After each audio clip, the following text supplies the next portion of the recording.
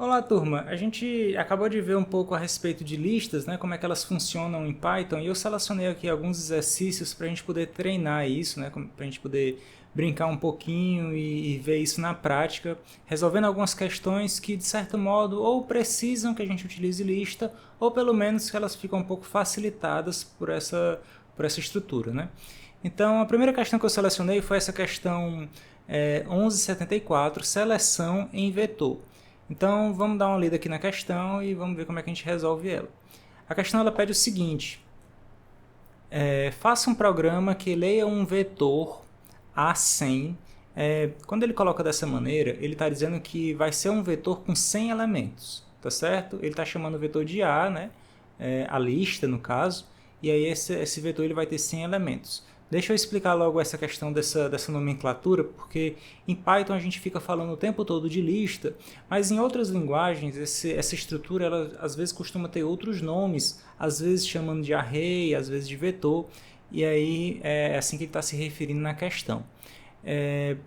Lista e vetor não é exatamente a mesma coisa, tá certo? A lista ela é mais flexível com relação ao seu tamanho, ela pode ter o tamanho variado, e também, no caso de Python especificamente, ela é muito flexível com relação aos tipos de dados que estão nela. Em Python a gente pode criar listas misturando diversos tipos de dados. Os vetores não são bem assim, tá certo? Então quando a gente está programando lá, por exemplo, em C, C++, a gente está criando um vetor, a gente já estabelece previamente o tamanho daquele vetor e não pode ficar alterando o tamanho dele ao nosso desejo, né? Em Python não, a gente pode criar a nossa lista e modificar o tamanho dela. Mas em Python, o que a gente tem para trabalhar é lista. Isso é uma simplificação que, como eu já falei, facilita um pouco a gente estudar essa linguagem específica. Quando vocês estiverem mais na frente, dando programação um pouco mais avançada, vocês vão aí começar a se preocupar com essas estruturas de dados que são mais limitadas, mas que trazem seus benefícios do ponto de vista de performance. Não se enganem, o fato da lista ter toda essa flexibilidade no Python, isso tem um custo, e o custo é na performance, tá certo? Então, as outras linguagens ainda são úteis, na verdade são muito úteis por conta de outras questões que não são cobertas por Python. Então, voltando aqui para a questão, ele pede para a gente ler um vetor, né, ou no nosso caso vai ser uma lista com 100 elementos. No final você vai mostrar todas as posições do vetor que armazenam um valor menor ou igual a 10 e qual o valor armazenado em cada uma das posições. Galera, essa questão especificamente até daria para fazer sem a lista, mas vai facilitar um pouquinho, tá certo? A gente poder utilizar a lista para criar ela. Então vamos lá. Abrir aqui o nosso VS Code, né? Já está aqui prontinho para a gente começar a escrever nossa solução. O que a gente vai fazer? A gente vai começar criando a nossa lista. A gente pode, se quiser, né, criar a tela vazia. Em Python isso não faz muita diferença, né? Então, recebe. Então, criei minha listinha. Estou criando com o nome que a questão pediu. Não é obrigado a fazer assim, mas, né, vai só para ficar tudo uniformezinho. E o que a gente vai fazer, então, né? A gente vai criar um laço, ou no caso um for, né? E em range 100. Esse nosso for vai repetir 100 vezes, tá certo? Então, cada vez que ele se repetir, ele vai perguntar um número para o usuário. Esse número, ele até diz aqui que é um número inteiro, real, positivo ou negativo. Só que, na verdade, quando ele diz isso, ele está dizendo que é real, tá certo? E então a gente vai ler todos esses 100 números. Então, a gente vai colocar na forma de n, que seria o nosso número, vai receber float, input. Então a gente vai converter nossa entrada para float e vai colocar esse número na minha lista, tá certo?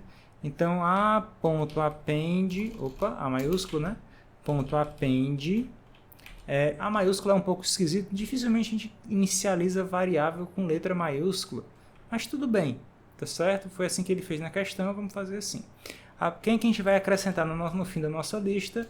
O númerozinho que foi lido. Então, esse nosso for ele vai ler todos os 100 números. Se eu executar aqui, vai ficar meio chato de executar porque ele não vai ter fim, né? Mas ele vai pegar cada número e vai armazenar, inclusive números reais, né? E vai armazenar dentro do nossa lista. Se eu escrever um texto, isso é problema, porque ele só está convertendo float, né?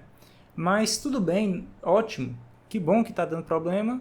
Para a questão não vai ter diferença, porque ele disse na questão que os números vão ser ou inteiros ou reais, positivos ou negativos, tá certo? Então tudo certo. Então o que a gente vai fazer em sequência? A gente vai imprimir, né? Vai percorrer nossa lista, tá certo? Imprimindo apenas os números que sejam, como é que é a sequência, hein? Com valor menor ou igual a 10. Agora, ele não disse se é o valor absoluto, né? Se o número for um número menor do que 10, né? Sei lá, menos 50 também é para imprimir? Possivelmente né? É isso que ele diz.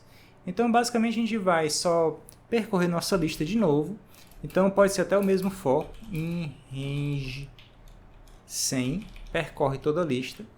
E aí, a cada vez que ele está percorrendo a lista, para cada elemento da minha lista, ele vai verificar se esse elemento i da minha lista ele é menor do que 10, menor ou igual, né? Então, menor ou igual a 10, porque se ele for menor ou igual a 10, a gente vai imprimir nesse formato aqui, ó. Print, abre aspas, a, abre, fecha. Bem aqui eu vou colocar uma variávelzinha, tá certo? E aqui vai ter um igual e outro, né? Outra variávelzinha. O que é que a gente vai colocar aqui? Ponto format, entre parênteses, o i e o ai.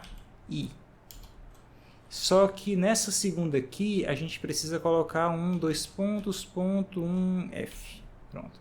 Por que vai ficar com esse dois pontos, ponto, um, f? Porque a gente vai exibir apenas com um pontinho, né? Uma casa decimal depois da vírgula. Então, eu acho que vai funcionar. Eu vou fazer assim, só para brincar com vocês, só para testar. Eu vou colocar só 10 aqui no lugar de 100, né? Porque se eu colocar 100, vai demorar muito para testar com todos os valores. Então, eu vou executar aqui e a gente vai fazer o seguinte. A gente vai começar a escrever alguns números aqui na nossa lista. Coloco o número 1, número 77, número 3.5, número menos 66, número menos 50, menos 50, número 0, número 11, número 14, número 17, número menos 19, e aqui tá os números que são menores do que 10, olha que bacana. E ele imprimiu esses números com uma casa decimal apenas, tá certo? 3.5, por exemplo. Os números que são inteiros ele armazenou como double e também imprimiu com uma casa decimal apenas, seguindo o padrão que ele coloca aqui na questão, né? Veja que essa primeira chave aqui vai ser correspondente a esse i, e a segunda chave, né, que a gente está formatando aqui com uma casa decimal, vai ser correspondente ao elemento da lista, ao iésimo elemento da nossa lista A, tá certo? Eu acho que essa solução aqui consegue resolver a questão. Só precisa mudar aqui para agora funcionar com 100, né, como ele pede na questão. E vamos tentar enviar para ver se funciona direitinho. Copiar. Copia. Vamos colocar bem aqui. E aí vamos enviar nossa solução. Então vamos ver se funciona e show de bola. Funcionou direitinho. Essa questão ela nem precisava da lista, tá certo? Dava para resolver sem lista, mas foi bacana para a gente ver, né? As listas sendo utilizadas aqui para a gente operar nela. Veja que a gente criou nossa lista sem nenhum elemento, tá certo? A é uma lista vazia no início e à medida que a gente vai fazendo a leitura, a gente vai inserindo os elementos de A, tá certo? Depois a gente vai consultando cada um desses elementos, verificando quem é menor do que 10 e vai imprimindo. Observe que realmente ele não exigiu aquela questão do valor absoluto, né? Qualquer número menor do que 10, inclusive menos 100, menos 50, que vai ser também menor do que 10, vai contar e vai ser impresso e funcionou bem direitinho. Então vamos aqui para a próxima questão que eu selecionei. E a próxima questão é essa questão 1179, que é a preenchimento de vetor 4. Então essa daqui também, na verdade, é uma questão bem parecida, só que a forma como ele vai preencher o vetor e imprimir esses valores é um pouquinho diferente. Vamos lá. Neste problema, você deverá ler 15 valores, então são só 15 que a gente vai precisar ler, colocá-los em dois vetores conforme esses valores forem pares ou ímpares. De novo, vetor aqui, né, quando vocês lerem a palavra vetor ou array, também dependendo da questão, ele está se referindo, no caso, a armazenar em duas listas, né? A gente vai ter então duas listas, uma lista para os valores que são pares e outra lista para os valores que são ímpares. Só que o tamanho de cada um dos dois vetores é apenas de 5 posições. Veja que isso é legado, né? Isso é herdado de outras linguagens, essa questão dos vetores ter tamanho fixo. Em Python a gente não tem essa limitação, mas ele dizer isso aqui facilita muito a construção dessa questão aqui, a implementação dessa questão em outras linguagens, tá certo? Em Python para a gente isso não vai fazer diferença. Então, cada vez que um dos dois vetores encher, você deverá imprimir todo o vetor e utilizá-lo novamente para os próximos números que forem lidos. Terminada a leitura, deve-se imprimir o conteúdo que restou em cada um dos dois vetores, imprimindo primeiro os valores do vetor ímpar e depois os valores do vetor par, né? Então, primeiro os do ímpar, depois os do par. Então, vamos observar aqui o padrão, que aí a gente entende direitinho, né, o exemplo. Ele vai informar os 15 valores, está aqui os 15 valores, tá certo? Então, cada entrada é composta por esses 15 valores. E a gente vai fazendo assim, ó. Quando um valor é ímpar, ele vai cair no vetor ímpar. Quando um valor é par, ele cai no vetor par, tá certo? Quando esse vetor comporta 5 elementos, quando ele encher com 5 elementos, ele é impresso por completo e zerado para que caiba novos elementos nele. Então, a gente vai encher o vetor. Então, veja que esse valor foi para o ímpar, depois para o ímpar de novo. Agora foi para o par, para o par, para o par, para o ímpar, para o par. Quando ele chegar nesse 2 aqui, o vetor par vai ter 5 elementos, vai encher. Então, ele deve imprimir esses 5 elementos. Então, veja que ele imprimiu o primeiro vetor par. E aí ele zera. E aí ele vai continuar preenchendo o vetor ímpar, né? Daqui vai para o ímpar, para o ímpar. Se eu não me engano, bem aqui, ele enche o vetor ímpar e imprime o vetor ímpar até aqui, ó. Tá aqui o vetor ímpar impresso. E aí ele vai continuar recebendo os valores. Aqui vai para o par, aqui vai para o par, aqui vai para o ímpar, por ímpar e por par, né? Só que ele não enche nenhum dos dois, e aí ele imprime os vetores que não estão cheios, sendo que primeiro ele imprime o ímpar, então por isso que ele imprimiu esse vetor ímpar primeiro, depois ele imprime o par, né? Os valores que sobraram. Então, a gente entendeu mais ou menos o que a questão pede, né? Essa questão específica aqui, ela fica muito facilitada, né? A resolução dela com a utilização de lista, tá certo? Então, lista realmente faz muita diferença aqui, não é opcional como a anterior, não. Então vamos aqui para o nosso código para a gente resolver nossa questão. A primeira coisa que a gente vai fazer é criar as duas listas. No início elas vão estar vazias mesmo, então começa criando a lista par, e a lista ímpar, elas vão estar inicializadas sem nada, tá certo? Em seguida a gente vai criar o nosso laço para ler os 15 números. Pode ser um for e em range para ler os nossos 15 numerozinhos. E o que a gente faz é fazer a entrada desses 15 números, são números inteiros, né? Então, n recebe int input. É assim que a gente faz, né? A nossa leiturazinha dos 15 números inteiros. E a gente vai verificar se n é um número par ou n é um número ímpar. Porque dependendo, né? Ele vai para a lista dos pares ou para a lista dos ímpares. E aí o que a gente deve fazer então é if n mod 2 for igual a 0. Então, se o resto da divisão de n por 2 for 0, ele vai para qual lista? Para par, né? Então, par.append, a gente vai colocar o nzinho aqui dentro dessa lista. Se não, else, a gente vai colocar o nosso n na lista ímpar. Então, .append, o nosso nzinho aqui está na lista ímpar. Então, eu acho que assim já deve funcionar a parte do preenchimento das listas. A gente só tem que tomar um cuidado, porque toda vez que a gente faz essa leitura, a gente vai acrescentar um elemento na lista, a gente tem que verificar se as listas estão cheias, né? Então, na verdade, após acrescentar, a gente vai verificar.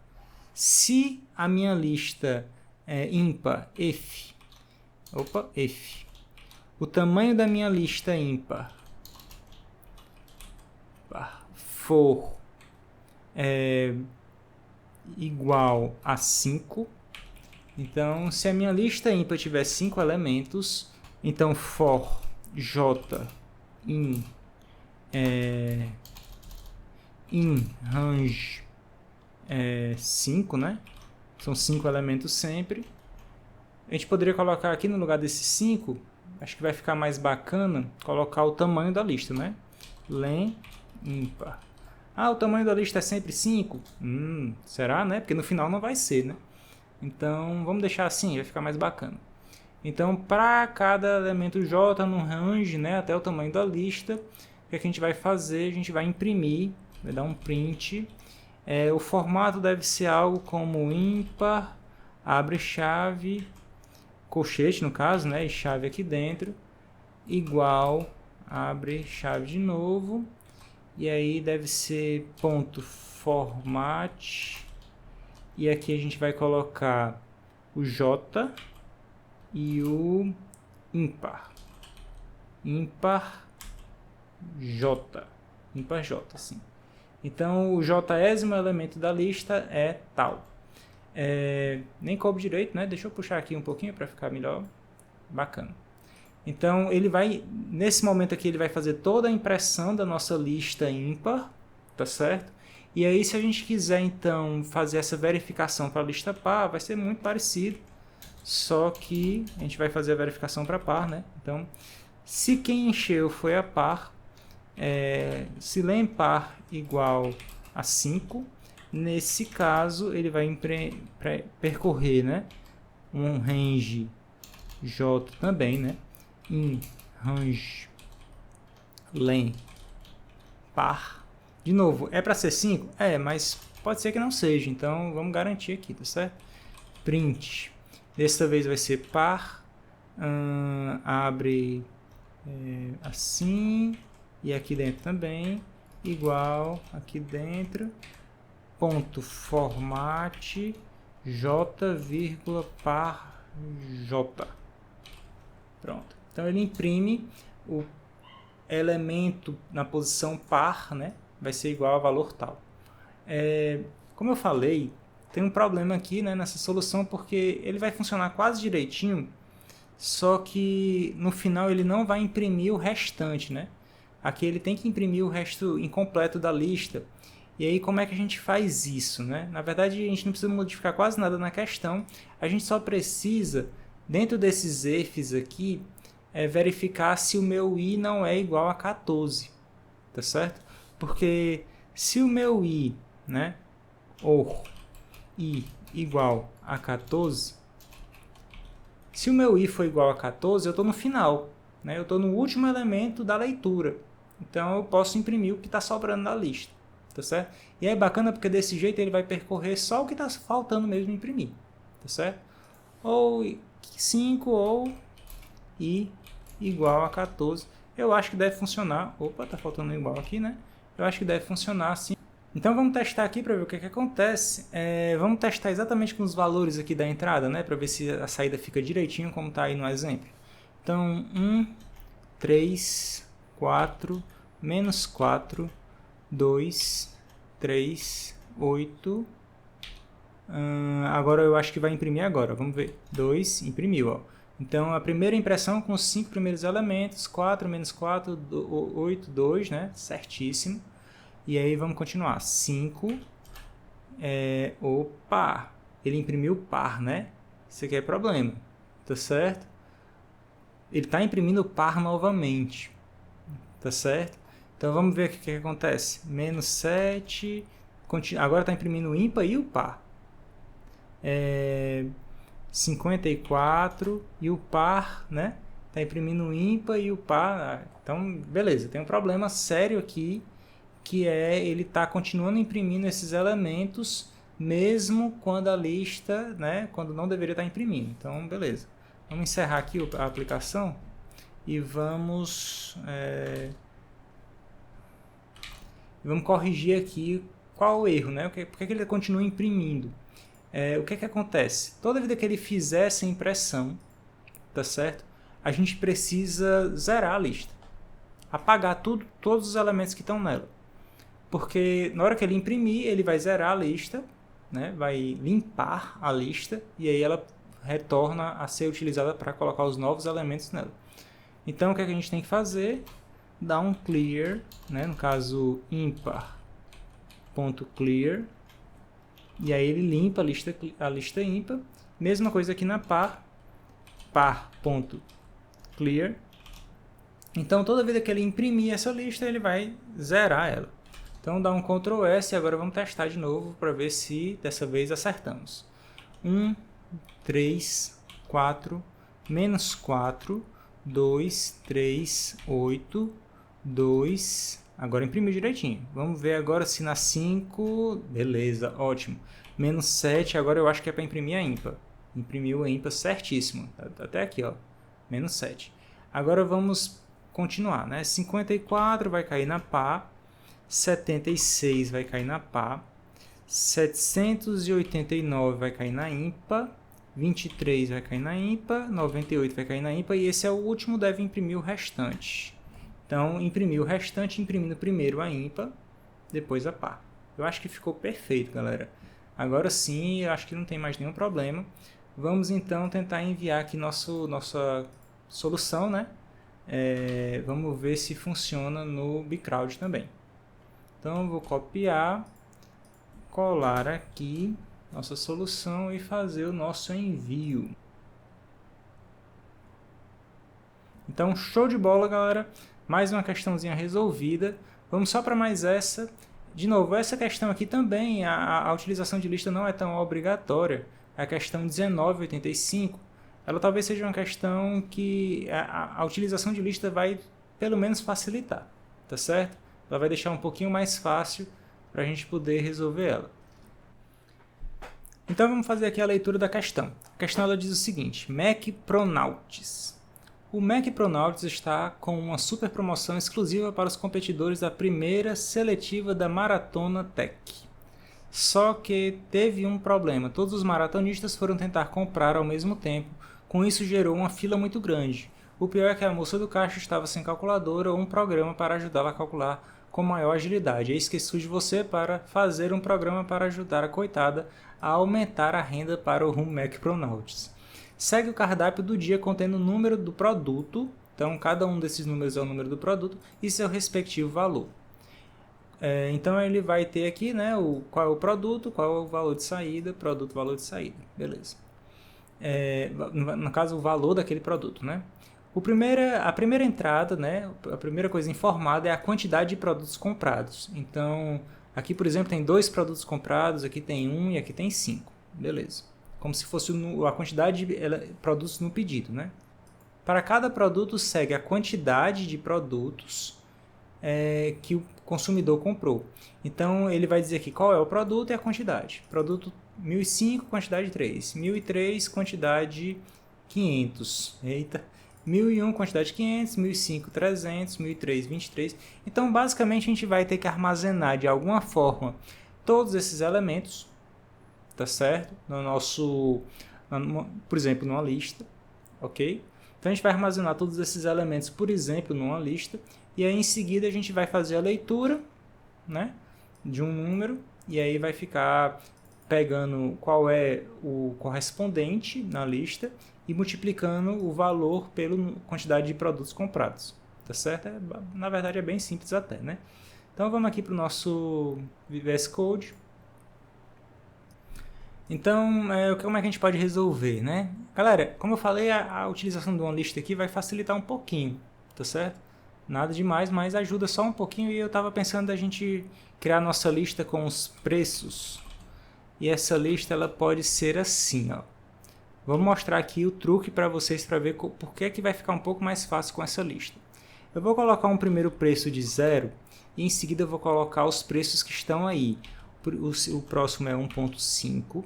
Né, R$1,50, o próximo é 2,5, 2,50, o próximo é 3,5, 4,5 e 5,5. Por que eu fiz, né, começando com o 0? O que o 0 está fazendo aí, né? lembrem-se que se eu não colocar um primeiro elemento, o primeiro elemento ele vai ter índice 0 e os próximos elementos vai ter índice 1, 2, 3. O que é que eu quero fazer aqui, né? Só para facilitar um pouquinho a resolução da questão. Eu quero que a gente consiga rapidamente encontrar qual é o produto que termina com o número 1. O preço do produto que termina com o número 1. E o preço do produto que termina com o número 1 vai estar na posição 1 da lista. O preço do produto que termina com o número 2 vai estar na posição 2. E aí vai até a posição 5, né? Que está bem aqui no 5.5. Tá certo? Veja que, na verdade, seria até mais fácil, como eu falei, né? Lista é até opcional, porque a gente basta colocar, né, o número, basta botar os 50 centavos depois, né? Já que os preços dos produtos estão combinando bem direitinho com essas posições. Mas beleza, vamos fingir que a questão era um pouco mais complexa e os preços realmente fossem aleatórios. Tá bom? Como eu falei, para essa questão, a utilização de lista ela é meio que opcional. Certo, então o que a gente precisa fazer para resolver a questão é bem simples. A gente vai fazer a leitura do primeiro valor, né? No caso aqui a quantidade de compras. Em seguida, para cada compra, a gente vai descobrir o código específico daquela compra e aí multiplicar pela quantidade, né? Multiplicar o preço correspondente àquele código pela quantidade. Então, primeiro a gente vai ler a quantidade, recebe int input, algo assim, né? A gente vai então criar um for que vai se repetir i in range n, ou seja, o i vai se repetir n vezes, e aí para cada um desses ele vai ficar acumulando o valor total da compra. Acumulando aonde, né? A gente pode criar uma variávelzinha antes, compra, que vai ficar guardando o valor total da compra, que ela inicia com 0, e no final, quando acabar a leitura de todos os valores, ela imprime esse valor total da compra.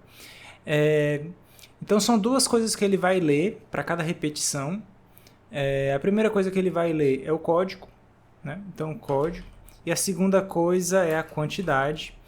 E aí ele pode fazer essa leitura num list comprehension, né? Então int x para x in input ponto split. Então ele vai, o que é que o list comprehension vai fazer? Ele vai pegar a entrada, que é uma linha apenas, quebrar em duas, usando split, e aí para cada uma das partes ele vai converter para inteiro, e aí cada uma das partes vai cair aqui dentro, né? A primeira parte vai cair dentro do código e a segunda dentro do quantidade, sendo que o código a gente vai fazer uma aritméticazinha bem bonitinha nesse código para transformar ele em menos 1000, né? A gente vai transformar ele em um número correspondente ao endereço no vetor. Então, quando a gente entrar com 1001, na verdade a gente quer o número 1. Quando a gente entrar com 1002, que é o número 2. Quando a gente entrar com 1003, que é o número 3. Porque o código 1001, a resposta dele está aqui nessa posição 1. Tá certo? Então, o que é que a gente vai fazer? A gente vai modificar o valor do código para o endereço correto dentro da nossa lista, né? Nossa listinha de preços. E, por fim, a gente vai só acumular tudo isso dentro da compra. Então, compra mais igual quantidade vezes o preço. Preço de quem, hein? Preço do código. Então, a gente vai multiplicar tantos produtos, por exemplo, 2 produtos vezes o preço do 1001. Então, 2 produtos vezes o preço, né? Preços do 1001. E aí a compra no final vai ter a quantidade total e basta imprimir ela, né? Então, a gente deve só dar um print. Essa impressão ela tem que ser nesse formato, com apenas 2 casas decimais. Então, algo no tipo abre e fecha chave, 2 pontos, ponto 2F. E aí no final dá um ponto format para a gente ter compra, né, o preço total da compra, e aí ele deve imprimir o preço total com apenas 2 casas decimais. Vamos então executar aqui nossa questão, né, só para ver se ela está funcionando direitinho, já conforme os exemplos. A gente pode colocar primeiro para dois produtos, produto 1001, 2 quantidades, produto 1005, 3 quantidades, e aí ele deu 19,50, exatamente o que a gente queria, né? Vamos fazer aqui novamente para o próximo. Seria um apenas, né? Um produto apenas, o 1003, 500 quantidades, vamos ver se cai certinho, 17,50, né? Então, parece que está tudo direitinho. De novo, essa questão, a utilização de lista era obrigatória? Não era, dava até para fazer sem, mas aqui deu uma organizada, né? Porque a gente conseguiu utilizar a lista como uma forma de base de conhecimento, né? A lista se transformou na forma como a gente está organizando as nossas informações de preço, tá certo? De acordo com a tabelinha, né? A tabelinha ela se transformou nessa lista, tá certo? Vamos copiar aqui nossa solução, só enviar aqui pelo bcrowd só para ver se está certinho, né? Vou mudar aqui para Python, não esqueçam de mudar. E aí vamos ver se funciona, né?